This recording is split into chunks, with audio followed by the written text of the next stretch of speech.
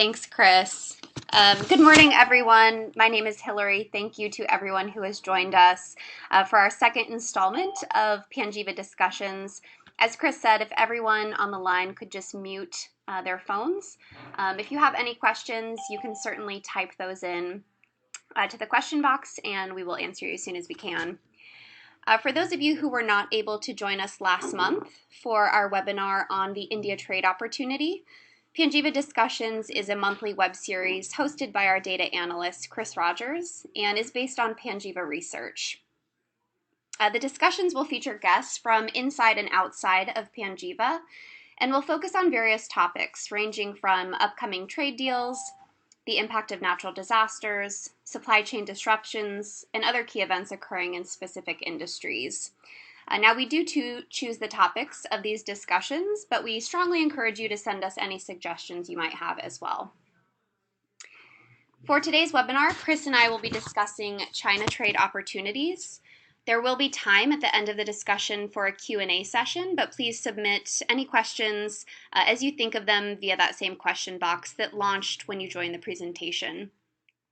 There will also be a 32-page report covering all of the work discussed today that you're going to receive after the call. Before we begin, I just want to disclose to everyone that this discussion is being recorded, but I'm now going to turn it over to Chris. Chris? Yeah, thanks very much, Hillary, and thank you for everybody who's dialed in today. Just as a reminder, please, if you can, to mute your phones and put any questions in via the GoToWebinar. I'm going to be going through some slides today. You'll receive the research version of these. If you're a Panjiva research customer, these will be published over the past couple of days as well. So just to kind of kick off and set the context, we wanted to talk to you about China trade opportunities right now because we just had the 5-yearly meeting of the Communist Party in China, which has very much set the scene for the leadership and now the delivery of the leadership's economic policies. We've also obviously just had President Donald Trump's trip around Asia, where he had several meetings with President Xi Jinping, and that has also, I think, set the tone for trade developments across Asia over the next few months and into 2018. The first chart that I've got up here is really there to kind of give you a sense of how trade has developed in China. This is a monthly level of total trade, imports plus exports, and over the past year it's totaled $4 trillion. As you can see, there has been something of a recovery recently in the level of trade. It's grown about 8% in the past year, but that follows growth of just 1% over the past 5 years. And that's clearly been a preoccupation of the government. It's held back economic growth. As you may remember, the government cut its long-term growth target from 7% to around 6.5% earlier this year. And I'm convinced that the trade policies, which I'll talk about later, that the government have put in place are really there to boost trade momentum.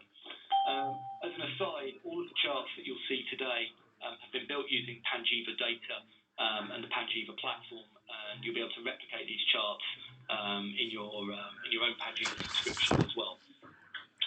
A quick look at the shape of trade in China. Firstly, at the national level, everybody should probably know that the US is the biggest trading counterparty for China, but actually it's pretty much edged by the European Union if taken as a whole.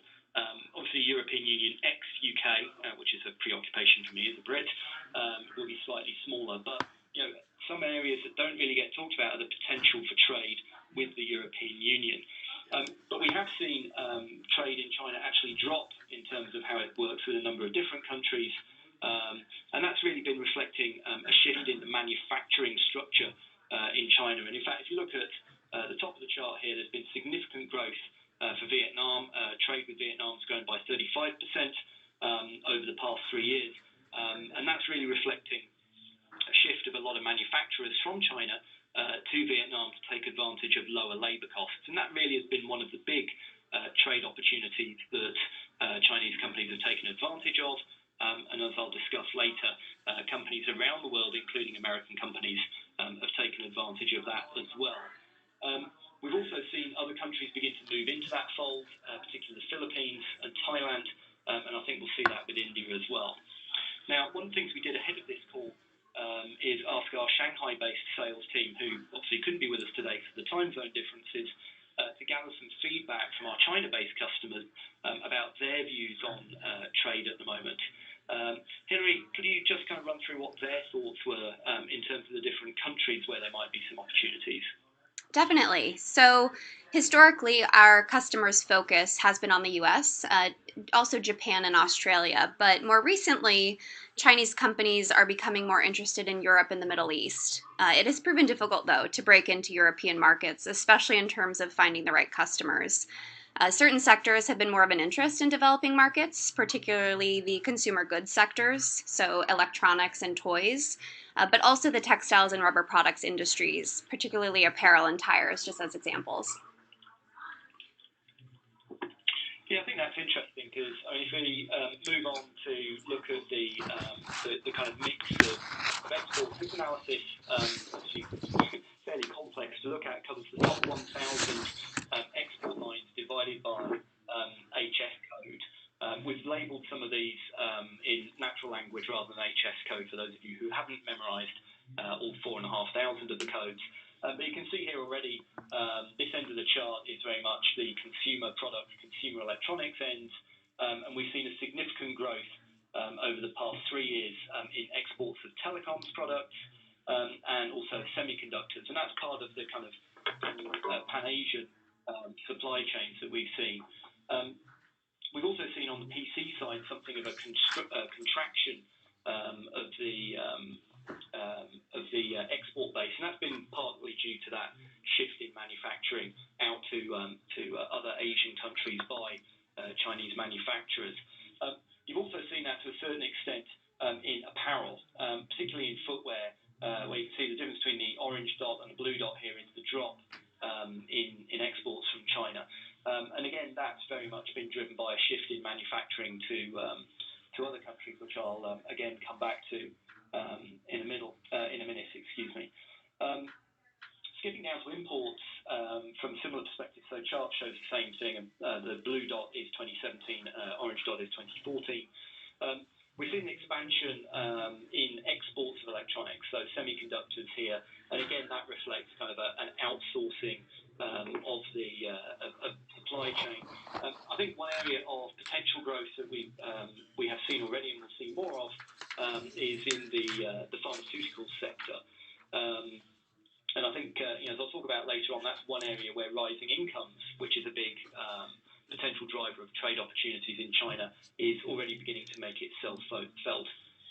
I'll just briefly skim through a couple of different sectors just to talk through the specifics. Firstly, in telecoms, there's been a very slow start to the export season. There's been around 2% growth in exports on a year earlier in the past couple of months. And one of the things you can do with Panjiva dataset is separate out Chinese exports by company. The two companies labelled in purple here, Foxconn and Pegatron, are suppliers to Apple, who've obviously recently launched the iPhone.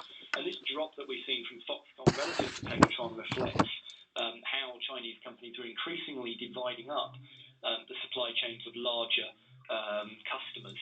And it's notable that Foxconn actually missed their estimates in the earnings report they gave out yesterday, which I think really for me illustrates the importance of looking at trade data within broader supply chains.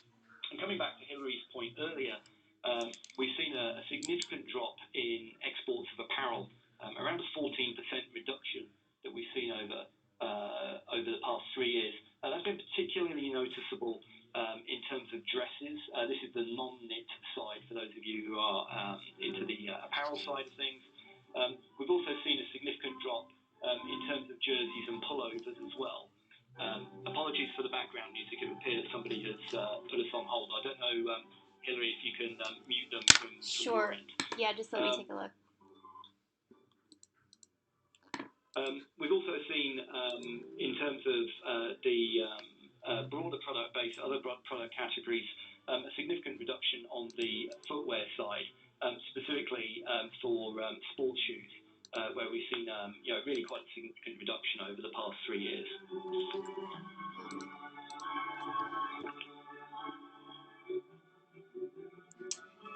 Sorry, do we have any attendees currently on the line whose phone isn't muted?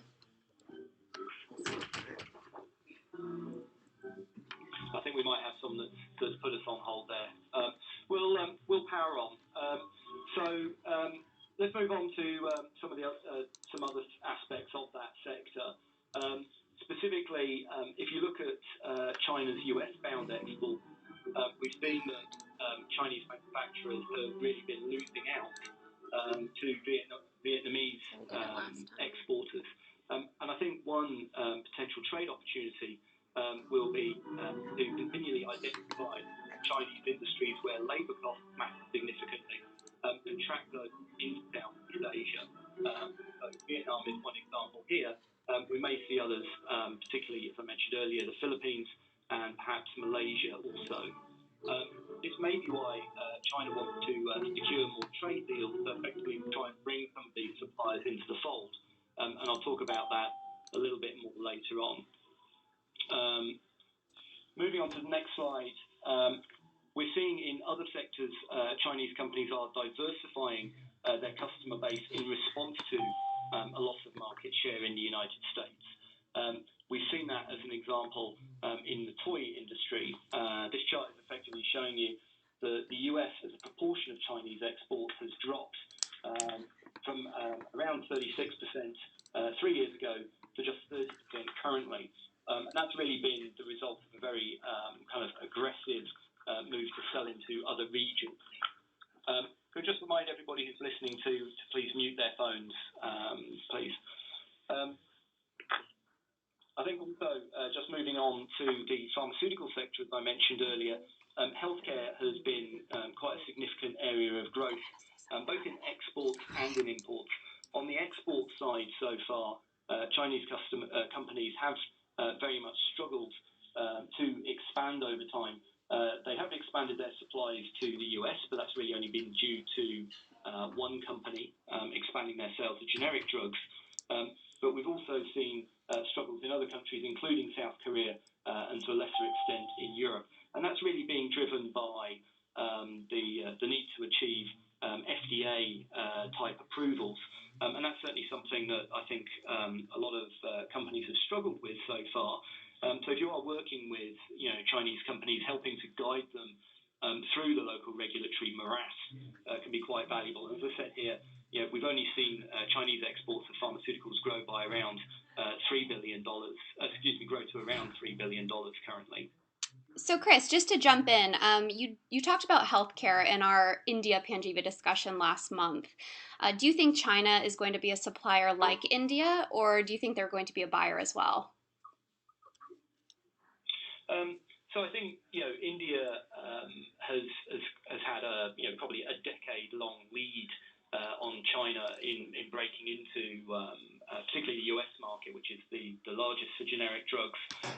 But I think where China is going to be different to India is that its growth as an import market has been quicker and will continue to be quicker, and that's going to help grow the domestic base of manufacturers. Now, so far, a lot of manufacturing in China is dominated by the international pharmaceutical companies. And what that's meant is that you've actually seen a significant growth in imports as these international companies expand their sales bases. We've actually seen this growth here to around $16 billion of pharmaceutical imports, and that still leaves the industry at just 1/18 of the level of imports that we've seen from the US on a per capita basis. So I think industries where there's a strong Chinese import base that will help grow a domestic industry will in turn drive further growth in their export industries as well. And that's obviously been a concern for trade policymakers in other countries where you may see to a certain extent the capturing of intellectual property in China, which, to put it in colloquial terms, could bite you in the ass at a later stage. I think just to move on to another sector, we've seen significant growth in imports in the oil sector as well. And this is very much tracking the broader growth in the economy, but it's also reflecting the impact of Chinese trade policy more broadly. We've seen CNPC, the big Chinese oil importer, has recently completed its new pipeline to Russia, and that's going to double Russian oil supplies to China. And they've already seen an increase, as you can see here, of around 40% in the past year.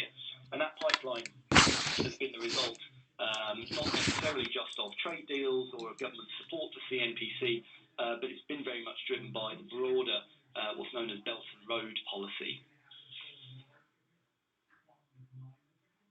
I think it's important for those of you who aren't familiar with the Belt and Road policy, really just to note that this is based around two parts. The maritime part of it is leading companies like COSCO Shipping to go and buy ports in other areas and invest in them. CNPC building a pipeline was an example. But we're also seeing companies being encouraged to invest in the Belt and Road countries as well. That's a phenomenon that's been in place now for a year or so. But as I said earlier, I think it's going to accelerate now that we're past the 5-yearly Congress. We've also heard a lot in the news about government's Belt and Road policy. But Hilary, do you think that's something our Chinese customers are seeing as being a big driver of their business? They absolutely do. Chinese companies are very interested in the expansion opportunities from One Belt, One Road. This isn't the only policy that's bringing new opportunities, though. The Chinese government has tax policies that will reduce or exempt companies that do business with Belt and Road nations. And the policies are designed to help Chinese companies break the traditional concept of their international operations, which has been focused on developed countries rather than looking at developing countries.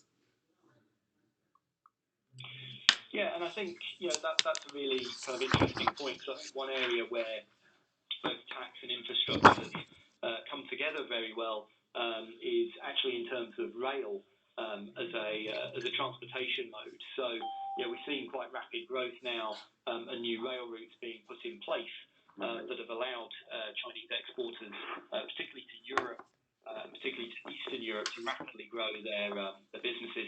And rail volumes have actually increased by nearly 31% over the past 3 years, whereas all other modes have shrunk by something in the order of around 3%. Now, that doesn't obviate the need for certain trade structures like trade deals. The Regional Comprehensive Economic Policy, snappily named RCEP, will likely be introduced early next year. It is competing with other trade policies. But that's being driven by this concept of relatively slow trade development. So again, China wants to draw not just the ASEAN countries, but other regional countries, including Japan, including South Korea, and including India, into a single kind of free trade area. And I think that's very much going to be the way of it next year, is the delivery of these trade policies. And for anybody that's looking at the trading opportunities in China, they do have to be thinking through how these new trade deals are going to change both the opportunities for them and the threats for them as well. But I think in general terms, the trade policy environment's looking quite supportive at the moment.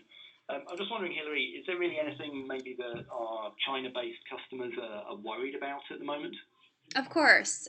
Domestic Chinese companies see U.S. trade policies being implemented by President Trump as a serious threat to their business. Relationships with U.S. companies have become more difficult, with a higher degree of caution taken in the past. That in part relates to uncertainty about the political impact or the potential impact of changes in policy on supply chain integrity. Anti-dumping cases in particular are a major issue, as they can stop many Chinese companies from being supply partners in a very short period of time. A lot of companies are also afraid of the Section 301 review of Chinese intellectual property practices. That could have an impact on a large majority of companies. Even some companies that have stable long-term businesses with U.S. companies are worried that new policies could affect the growth of their operations. Yeah, I think it's interesting that it's not necessarily kind of what I call the big rhetoric of the Trump administration that driving the concerns here is actually kind of the day-to-day kind of micro issues. Those shouldn't be underestimated, though. So the chart that I put up here is the US imports of 8 products on which the US Commerce Department has made trade rulings just over the past 3 months. And you can see these policies can have quite a significant effect very quickly. What's interesting here is that the Chinese government's not taking this lying down. They have already appealed. This is a bit esoteric, so bear with me. They've appealed to the World Trade Organization on the way that they're treated by the US within these trade policies in terms of its market economy status, or MES. Now, effectively, the WTO rules say that China should now be treated as a market economy. In the past, it was treated as if it was effectively an emerging economy, and it was okay to assess tariffs based on the levels of pricing in other countries, whereas now the US and the EU are meant to treat China as they would any other country. And in theory, that should mean that tariffs are much lower. Now, that evolution is going to take, I think, most of next year to really take a hold. But I think for those of you who are considering working with Chinese companies, you've got to bear in mind that the micro policy part of the trade landscape is changing as much as the macro level. Just for context, by the way, if we saw a reversal back to the peak levels of imports of these products that have been hit by tariffs, that could add $3 billion just from those products in annual US imports. So, trade policy can make really, at a micro level, can make a significant difference to what's going on at the macro level. Chris, was there anything in President Trump's recent trip to Asia that was out of the ordinary in terms of trade policy? I'm not sure there are any kind of big surprises in there, in that there were no significant bilateral trade deals that were announced. There were a lot of smaller commercial deals. I mean, they added up, right? I mean, there's $250 billion of deals announced in China. A lot of those were things that had already been signed, but that's roughly the same size as the US trade deficit on an annual basis. There was $12 billion worth of deals signed in Vietnam, but I think that's going to be very much the way of it, is that we're going to see these kind of smaller kind of transactional arrangements occurring across Asia. I think, if anything, from a broader policy environment, he may have been a catalyst towards these other trade deals being signed. So RCEP as one example, TPP, the Trans-Pacific Partnership, has kind of gotten a new breath of life behind it as well. It may well be that it was intended, a lot of what we've seen from the Trump administration is designed to kind of set the US on its own as an independent entity and not part of these multilateral measures. But I think that is ultimately, unfortunately, going to hurt US-based companies looking to do trade, not just in China, but across Asia. You're going to find increasingly that there's this kind of patchwork quilt of trade arrangements that you have to work with. So I think, unfortunately, as I say, there were no big surprises that the big bilateral trade arrangements that the president wants to see didn't occur. But it is, I think, going to be increasingly complex for companies looking to work in China to take advantage of these opportunities in the future. That's kind of the presentation part that we wanted to go through. Let's maybe now move on to Q&A if people have got questions. Great. So, as Chris said, if anyone has any questions, please chat them in now, and we'll answer as many as time allows. We do have some questions coming in, Chris. So, to start off, regarding solar panels, how are Chinese exports growing in the U.S.? Yeah, so funnily enough, solar panel exports in the US are actually shrinking. Not the panels, the exports, obviously. That's really been the result of several trade cases that have taken place over time. Now, what you've actually seen, as I mentioned earlier, you've had this kind of process of Chinese companies setting up shop in other countries, not necessarily as part of tariff evasion. That's obviously illegal, but tariff avoidance. So, optimizing your supply chain to match the tariffs that you face. So, we've seen, for example, Trina Solar set up with Vina in Vietnam, and they now import significant volumes to the US. Hanwha Q cells have grown significantly, and they're producing out of Malaysia and South Korea. The risk they face is that there's a trade review going on at the moment, so-called Section 201 review of solar panel imports. The president could make a decision as soon as today, but at the latest by the middle of January, as to whether broad-based tariffs will be applied against solar panel imports, not just from China. There are already tariffs in place there, but also Malaysia and South Korea. So, I think what we're seeing there is this kind of continual, I think smart adaptation of international supply chains to adapt to these tariffs. But that's something you have to kind of continually do. It's not a fire and forget. In the meantime, Chinese manufacturers have looked to sell into other markets. India has actually been the biggest target market, and I think the risk there is obviously if the president decides, and by the way, it is up to President Trump specifically to make this decision on solar tariffs.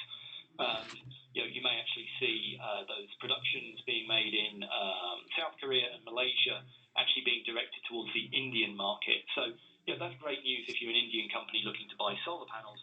It's not such great news if you're a manufacturer of solar panels, obviously. Great.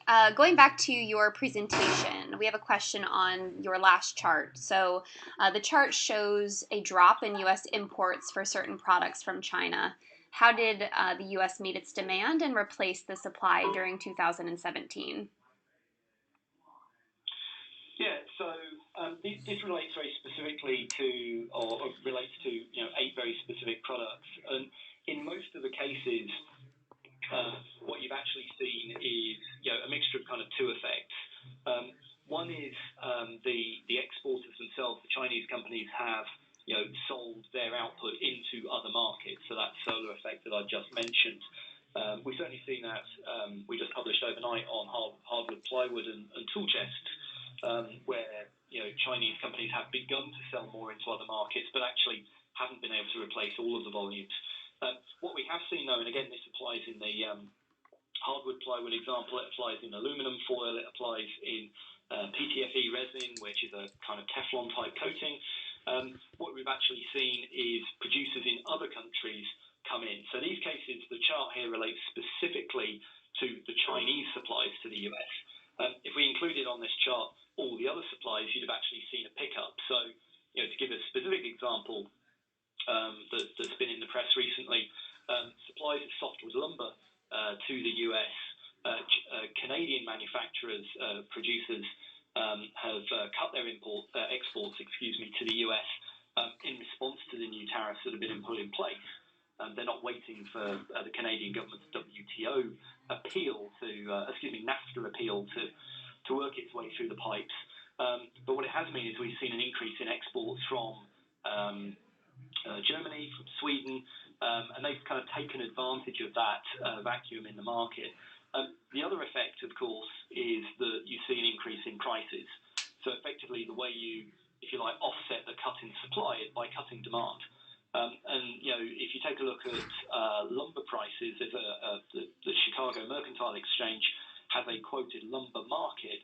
Lumber prices there have hit an all-time high, and that has 2 effects. One is it obviously increases the costs of lumber to builders, and ultimately to any of us that are looking to buy a house or do some home maintenance. You'll find that the cost of lumber on the shelves in Home Depot has gone up quite significantly, and that will also in turn lead to lower demand. So I think those kind of 2 effects together, substitution of supply from other countries combined with rising prices and a cut in demand, are the kind of 2 responses that we're seeing. And it also, by the way, without wanting to labour the point, raises the issue that there are always winners and losers in trade cases, and quite often the losers are, or people who lose are the local users of those products. And again, without digressing too far, Commerce Secretary Ross yesterday warned buyers of steel who benefited from low steel prices because of alleged dumping from other markets that they shouldn't rely on continued subsidization of steel by other countries. And steel prices in the US will go up once this Section 232 review is done, which will be later this year. or even next year once tax reform has been done. But that does suggest to me that the Trump administration is more concerned about cutting imports, because remember they're very focused on the trade deficit, rather than worrying too much about the impact on local buyers. So again, if you are buying overseas products, whether that's from China or elsewhere, you do need to watch these trade policies very, very close, trade cases very, very closely. Chris, do you see any impact from the global shipping environment on China trade opportunities? Yeah, so I think there's kind of a couple of elements to this. Obviously, we've seen a recovery, particularly in container pricing, over the past couple of years, and that was really, the past few months, and that was really driven by the failure of Hanjin shipping a year ago. So that led to a recovery in shipping costs. That's in turn increased the cost of doing trade. Now, during the third quarter, we did see container rates slide, for something like nearly 12 weeks sequentially, and that was driven by concern about oversupply. And that's not necessarily oversupply in the short term, although that was a factor. It's concerns about oversupply emerging late next year and into the following year. And part of what's causing that is Chinese government support for shipbuilders, and of course the state-owned enterprises like COSCO Shipping that it already owns, where to promote Belt and Road, effectively you also want a strong domestic shipping industry, both in terms of the shipyards, in terms of the ports themselves, and in terms of the shipping companies. And I think there is a genuine risk that as we see a lot of these new vessels being delivered later next year and into 2019 and 2020, particularly these bigger vessels, that shipping costs begin to fall, which is great for everybody involved in shipping, except the shipping companies themselves. And it's always been very much a boom and bust business. We don't specifically forecast where shipping rates are going or where capacity is going. But I do see a risk that shipping prices drop, particularly on the container side.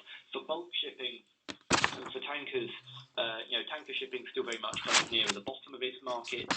We've seen in the recent third quarter earnings season, most of the shipping companies are not expecting a recovery in prices on a sustained basis until later next year, certainly for oil and to a certain extent for products. Dry bulk shipping remains very healthy in the near term. But again, there's a lot of orders coming in, and a lot of that's been promoted by the Chinese government's support for its domestic shipyards. And we have seen orders for new vessels to those shipyards really begin to increase to levels that we haven't seen since 2015. So I think the general shipping environment, there has been rising prices. That hasn't yet really acted as a big crimp on trade. And if anything, late next year, early next year, we might see container prices coming down and tanker prices going up somewhat. Definitely. Do this week's NAFTA talks mean anything for Chinese trade? Oh, I could talk about NAFTA for hours and hours. And, we'll be doing a webinar on this in the next Panjiva discussions in about a month's time. I think the NAFTA talks NAFTA talks this week, I don't think will have any impact on Chinese trade, and I don't think they'll have an impact on anybody. This is very much at the technical level. There will be some agreements reached. I'm being flipped. There will be agreements reached on some of the easy areas, things like digital trade, which matters obviously if you are involved in the information economy. But I think in terms of the substantive issues, they're not going to be reached. The biggest substantive issue I'm concerned about for with relation to Chinese trade within NAFTA are the adaptations of these so-called rules of origin. So this is effectively saying how much of a product has to be made in the NAFTA region to be counted as a NAFTA product. So, as an example, if you made 90% of the value of a passenger car in China and then shipped it to Mexico and painted it and then sold it to the US, that's not a NAFTA vehicle. There are discussions from the US government that they want to raise the rules of origin threshold, so you'd have to make more parts within the US, across the board, but particularly in the automotive industry. That's been an area of growth for Chinese exporters as well, the automotive industry. But also to have US specific component rules as well. That's going to disrupt a lot of supply chains if it comes through. And again, that's something I think anybody that's on this call that's involved in business within North America is going to have to watch very, very closely. I think the other issue that we'll get more clarity on this week and on the NAFTA talks as it comes is how the commitments being made by Canada and Mexico in the other trade areas, trade deals they're involved in, will have an impact on NAFTA, because you can get kind of conflicts in things like rules of origin, esoteric areas, particularly of dispute settlement. Setting a dispute between Mexico and Canada, as an example, there's a NAFTA mechanism for that, but there's also going to be a TPP mechanism, Trans-Pacific Partnership mechanism for that as well.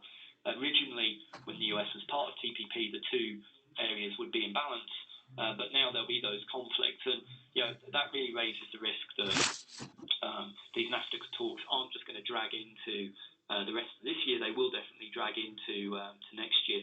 And when you think about it, without digressing too far, the NAFTA negotiations really have to be done in late first quarter or early second quarter to avoid tripping up both the Mexican elections and Trade Promotion Authority, which ends for the Trump administration in July as well, ahead of the midterms next year. So I think the direct impact of this week's talks will likely be minimal, but the NAFTA negotiations overall will have a significant impact on trade, not just in the US, Mexico, and Canada, but across Asia and including China. Sure. Well, we'll definitely have a lot to talk about next month in our discussion about it. We probably have time for one more question. So do you see any long-term supply issues for specific industries due to increased government regulation on pollution and closure of several smaller factories? So thinking of things like paper products, PVC, etc. Yeah, so I think there was a short-term kind of push on pollution measures in China just going into the National Congress, the 5-yearly National Congress of the Communist Party. So that did lead to a reduction in operations at a number of heavy industrial areas. So you mentioned a couple there, including plastics. I think you're also going to see a reduction in manufacturing in steel and aluminum. Again, that partly relates to specifically pollution in terms of power generation. Particulates is an issue there. Sulfur oxides is an issue there. I think the other thing that you're going to see, though, that's not necessarily to do with regulation of the environment, but regulation by the government more broadly, is the whole area around reform of state-owned enterprises. President Xi has made it very clear that there's been a period of 5 to 10 years where there's been kind of very aggressive investment by a lot of Chinese companies to expand their manufacturing capacity to take advantage of economic growth more globally, and that's led to some fairly crazy investments and really over investment in a lot of areas. And I think for anybody that's working with or planning to work with Chinese state-owned enterprises, you need to give some thought to whether they're on this list of companies that are going to be reformed, quote unquote, because that could change their ability to participate in your supply chain. Again, there's a lot of companies owned within metals, within energy, but across a variety of other industries as well. And in fact, that list was expanded by over 30 companies just in the past couple of days. So again, know your customer is a good mantra for any business, but I think particularly working with the Chinese state-owned enterprises, that can be quite important. It's also worth bearing in mind, of course, who your competitors are for the business of those state-owned enterprises. So, if company X has to cut its production of product Y by 20%, you need to know who else they're supplying in order to determine whether you're going to be able to maintain your kind of fair share of their supplies. And that involves quite an in-depth piece of market intelligence work. Panjiva can help answer some of those questions, but again, knowing your customer is vital. So I'm not too worried about environmental regulation. The government's been very transparent about that, but I think reform of the state-owned enterprises is kind of a hidden risk that not too many people have thought about so far. Sure. Well, thank you so much for answering all of these questions that we had come through. Really appreciate that. As I mentioned briefly at the beginning of our call, we will be making the video of today's discussion available. So please feel free to send it to your colleagues or to anyone else who you think might be interested. If you do have any questions following the discussion, please feel free to write those in to support@panjiva.com, and we will answer those as soon as we can. Chris is also going to be sending the link and some information via the Panjiva Daily tomorrow morning, so be on the lookout for that. Looking ahead, as Chris mentioned, we plan on covering NAFTA in next month's Panjiva discussion, but as we mentioned earlier, if there are other topics that you'd like us to cover, please just drop us a line, again at support@panjiva.com. We hope that this was informative for you all, and thank you again to everyone who joined. We hope you have a great afternoon. Thanks, Chris.